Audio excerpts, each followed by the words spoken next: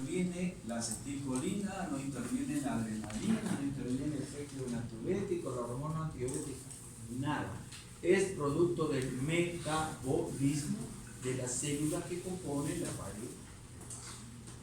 ¿Correcto? Entonces, se va a llevar. Obviamente, si yo tengo hipoxia, ¿no? Por X razón,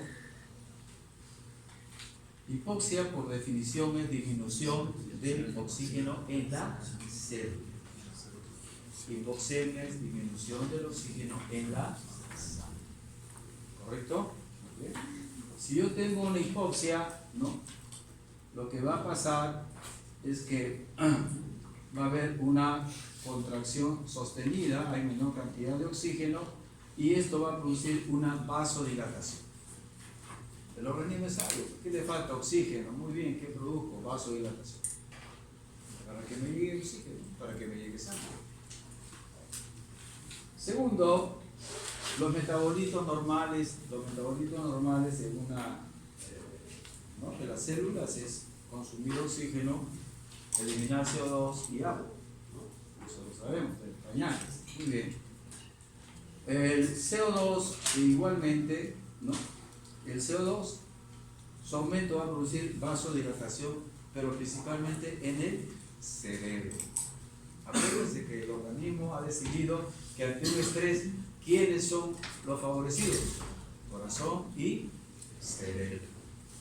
Un problema de una hipercardia por una mala ventilación. Entonces lo que va a llevar es retención de CO2, pero esto produce ciertas cosas malas, pero produce algo bueno. Se acuerda del cerebro y produce vasodilatación. Y mejora, obviamente, la circulación en el cerebro. Miren el concepto, esto y la aplicación en pacientes delicados. Hay veces que el paciente tiene una hipertensión severa y no hay tiempo para... Se demora el neurocirujano, no hay neurocirujanos. Entonces el médico tiene que hacer lo que puede. Y ya no hay manera como bajarle la hipertensión. Entonces, ¿qué hace? El paciente está intubado, obviamente. Entonces, al paciente se le hiperventila. ¿Qué significa eso? ¿Qué entienden por hiperventilación? ¿Ah? Aumentar la saturación de oxígeno. ¿Aumentar qué? La frecuencia respiratoria. ¿Fuerte? Aumenta la frecuencia respiratoria. Aumenta la frecuencia respiratoria, muy bien. ¿Con qué? Si yo le aumento la frecuencia respiratoria porque está intubado, está con la máquina que lo hiperventilo, ¿qué va a pasar con el CO2? Si aumento la frecuencia respiratoria, disminuye. ¿Y cómo lo asocio con este concepto de acá? ¿Vas a producir qué? Fuerte. Y si produce vasoconstricción al cerebro, ¿va a haber más sangre o menos sangre en el cerebro? ¿Ah? Y por lo tanto la presión endocrinal va a aumentar o disminuir. LQQD. ¿Se acuerdan ustedes del colegio de LQQD? ¿En qué curso? No está tan LQQD. ¿Ah? No, geometría.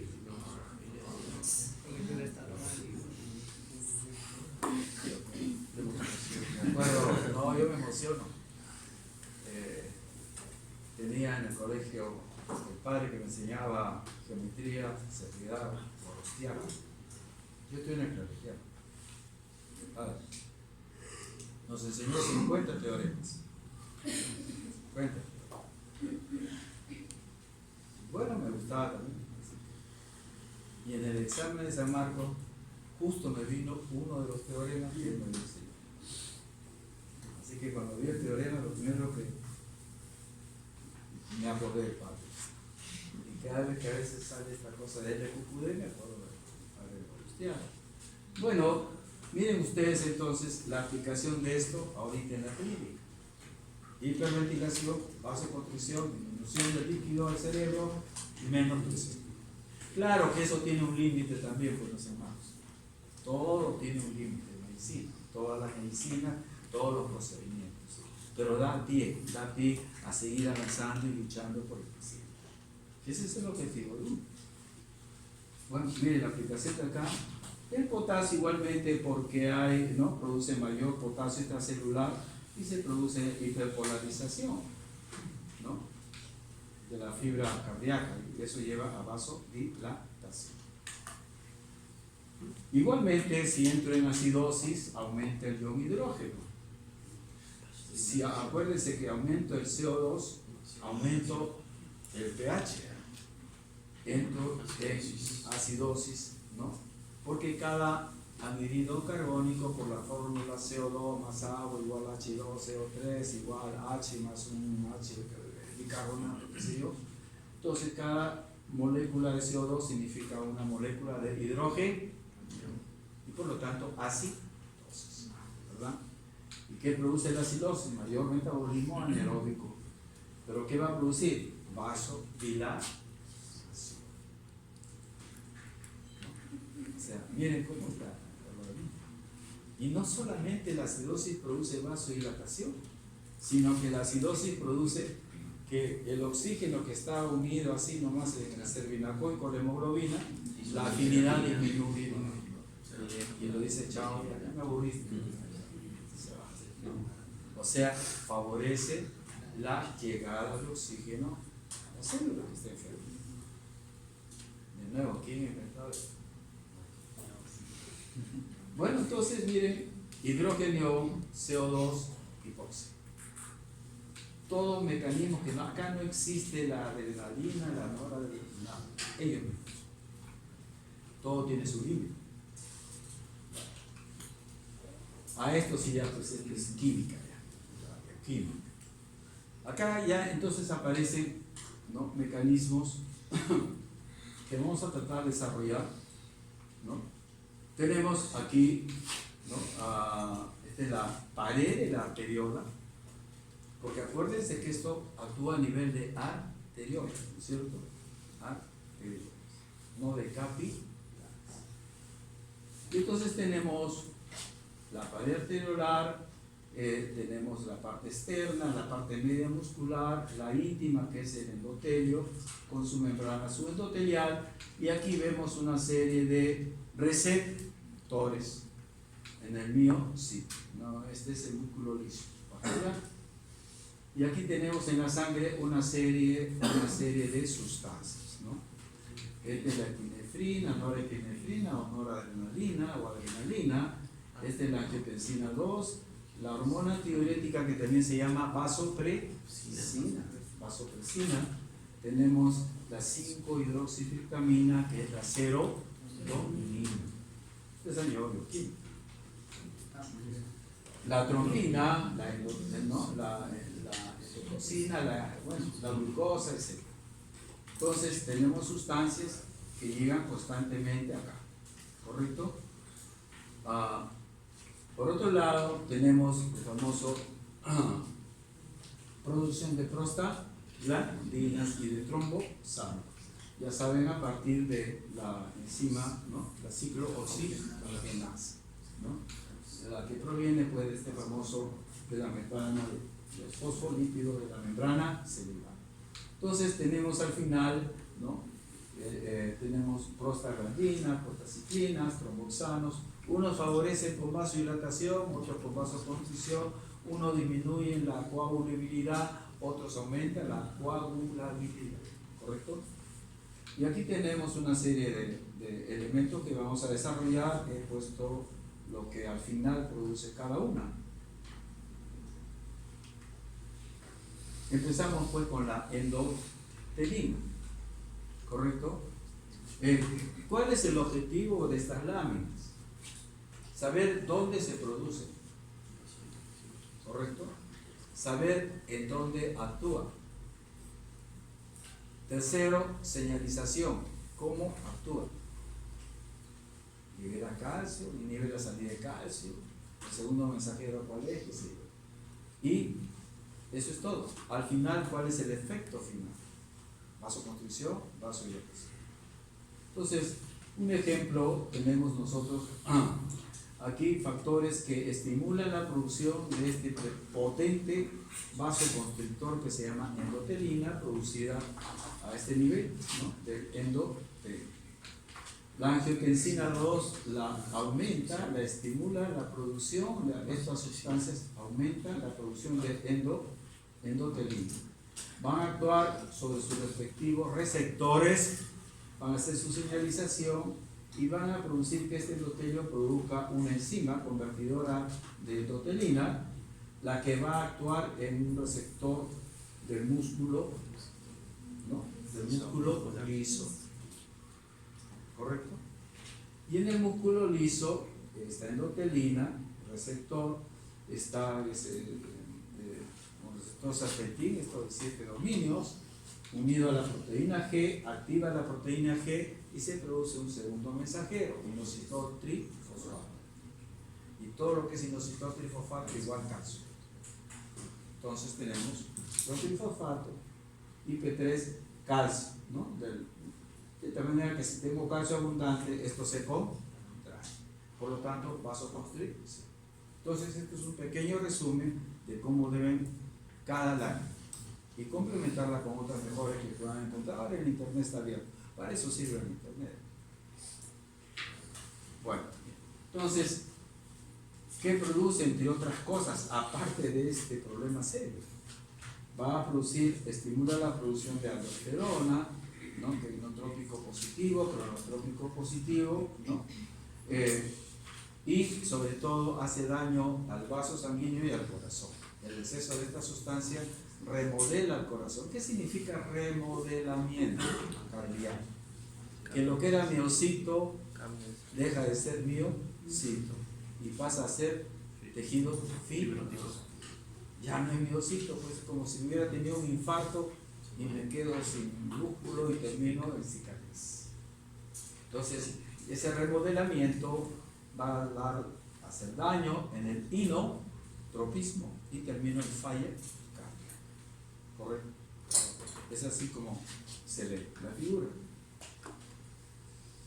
La prostaciclina, miren, ya saben que proviene aquí, ¿no? De la ciclooxigenasa, y lo que sí favorece es esto, produce la vasodilatación,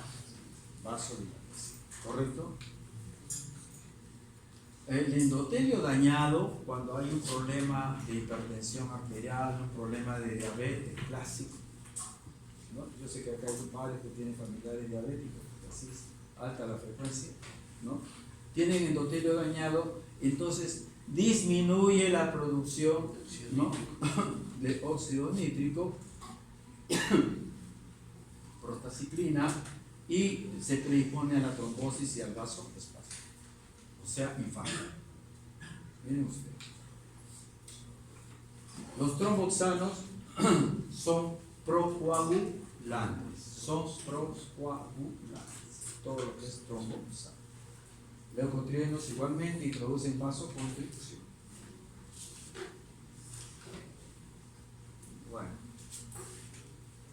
en cuanto a la vía simpática, que son los factores neuronales, por decir, simpáticos vegetativos, tenemos acá las dos ya conocidas, su acción ya la hemos visto en el corazón in situ.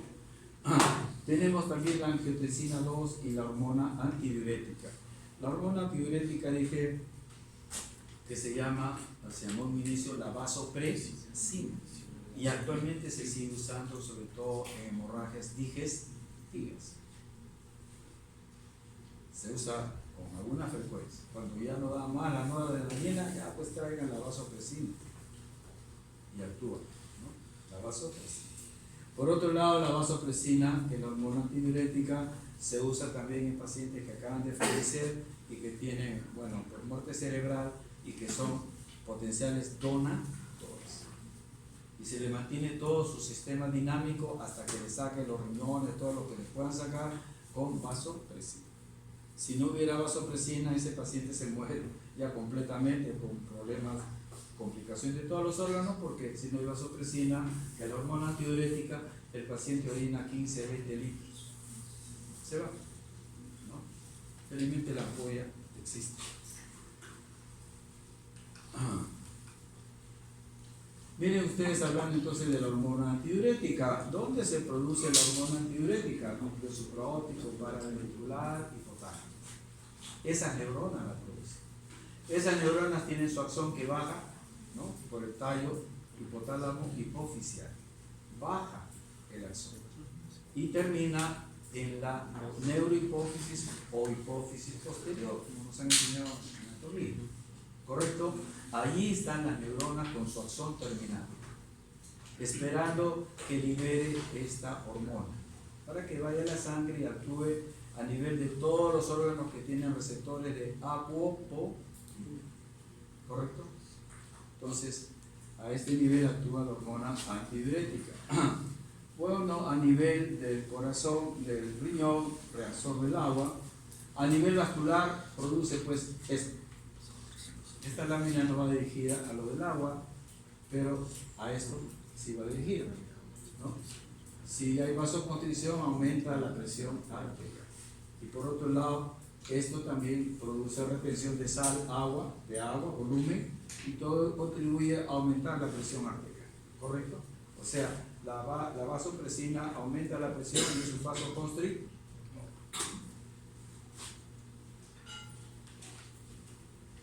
La bradiquinina, como la histamina, es un vasodilatador, altera la permeabilidad.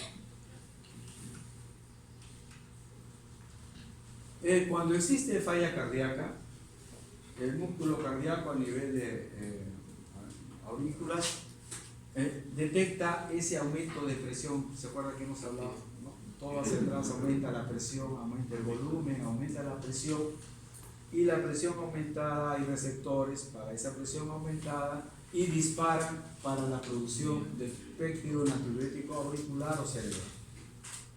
¿Cuál es la acción de este péptido? Va dirigido a promover la diuresis de sodio, obviamente por el riñón. Y si pierdo sodio por el riñón, pierdo volumen. Y si pierdo volumen, me favorece porque el volumen a nivel de la aurícula y la presión disminuye. Es así como se refiere. Y es recontra muy sensible.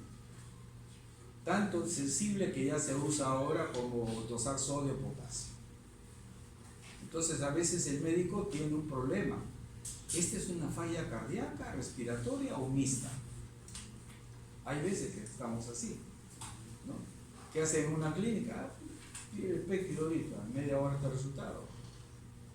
Elevado el péptido, es cardíaca, puede ser también una neumonía que descompensa a un paciente cardíaco. Típico caso, ¿no? Entonces, péptido natriurético auricular. Es dosable, sí, no es un cuento, es algo real. ¿Correcto? Entonces tenemos péptido natriurético, cómo actúa, y como actúa bien, se hizo un estudio con una sustancia que inhibe el metabolismo de este péptido para que el péptido permanezca con mayor nivel. ¿Sí? Esa sustancia, ¿no?, que es una endopeptidasa, se bloquea esto y se impide la degradación y esto queda aumentado y beneficio para el paciente. Cuando se hizo el estudio con el bloqueador de esta enzima, se vio que era tan efectivo que no se esperó el resultado final. Terminó el estudio, lo bloquearon ahí por los efectos tan importantes y lo mandaron de frente y entró al protocolo mundial.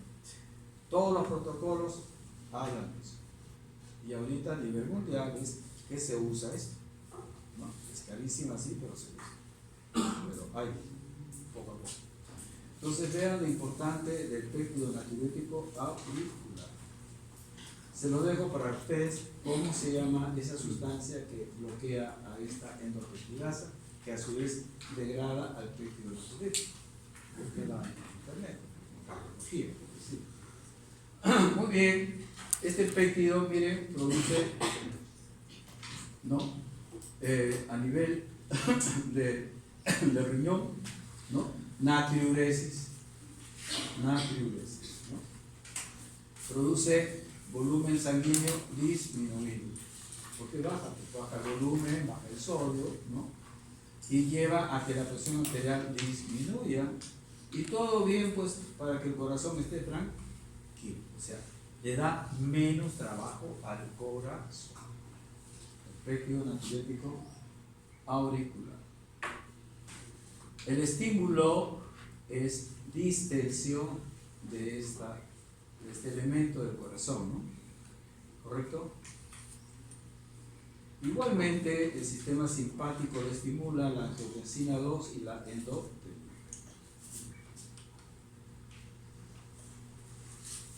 Bueno, en las láminas, en las anteriores, dije pues que había un sistema de vasoreceptores que están unidos anatómicamente a través de los nervios respectivos con el centro vasomotor a nivel de lo que es el tronco encefálico, ¿no? Y aquí concluyo, ¿no?, que si aumenta la presión en el seno carotídeo y callado aórtico, la respuesta va a ser una descarga inhibitoria a través del vago o del gloso faríngeo. Y si produzco una descarga inhibitoria, lo que va a hacer es que quede libre el sistema simpático para que, ¿no?, convierta lo que está de presión negativa disminuida. A mayor presión se disminuye, ¿no?, la presión arterial. Por lo contrario, si hay una menor presión, se descarga el sistema y entonces aumenta la presión sanguínea. Hay relación directa entre el vasoreceptor y el centro vasomotor. Si el centro vasomotor detecta hipotensión arterial, lo que se va a producir es una descarga a nivel central vasomotor del sistema simpático. Si detecta hipertensión, va a haber una inhibición del sistema simpático para que baje el nivel de adrenérgicos y baje la presión arterial. Entonces, esto se entiende. Bueno, entonces voy a tener que mandar en la clase esta y la anterior de hemodinamia